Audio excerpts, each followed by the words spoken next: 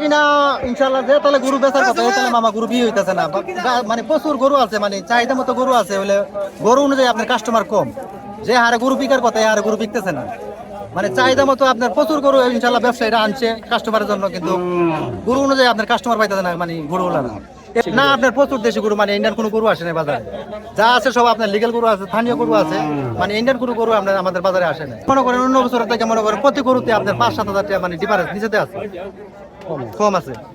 চাহিদা মতো আপনার কুরবানির গরু কিনতে পারবো, মনে করেন আচ্ছা না, মনে করেন 50-এর গরু 60-70 এরকম করে লওয়া লাগতো না, মানে চাহিদা মতো গরু নিতে আশা মনে করেন বর্তমানে যে পর্যন্ত দেখতেছি লাস্টে আরো মানে জমজমাট হবার আশা আছে ইনশাল্লাহ। টানা সপ্তমবারের মতো বেস্ট টিস্যু পেপার ব্র্যান্ড হিসেবে স্বীকৃতি পেয়েছে বসুন্ধরা টিস্যু। আশা করছিলাম যে আজকে সোমবার বুঝে বাজারে দিন অনেক মানুষ থাকবে, কিন্তু আজকে তো সেই মানুষ নাই, কাস্টমার নাই, গরু বেশি কম হচ্ছে, অনেক দাম যে অনেক দামে বেচতে পারবো এই কারণে আসছিলাম, যে বোঝা যাচ্ছে দাম নাই, আগের মতো নাই দাম, যে অনেক ডাউন, তাই গরু বেচতে পারলাম না। গরু বেচা এখন আগের চেয়ে অনেক ভালো আছে, জমজমাট হয়ে উঠছে, বাট এখন বেচা কেনাটা একটু কম। তবে অনেকে ক্রেতারা মনে করতেছে হয়তো শুক্রবারে লাস্ট বাজারে কিনবে, আবার কেউ মনে করতেছে যে না আজকে কিনলে ভালো হবে, কিছু বেচা কিনা হচ্ছে।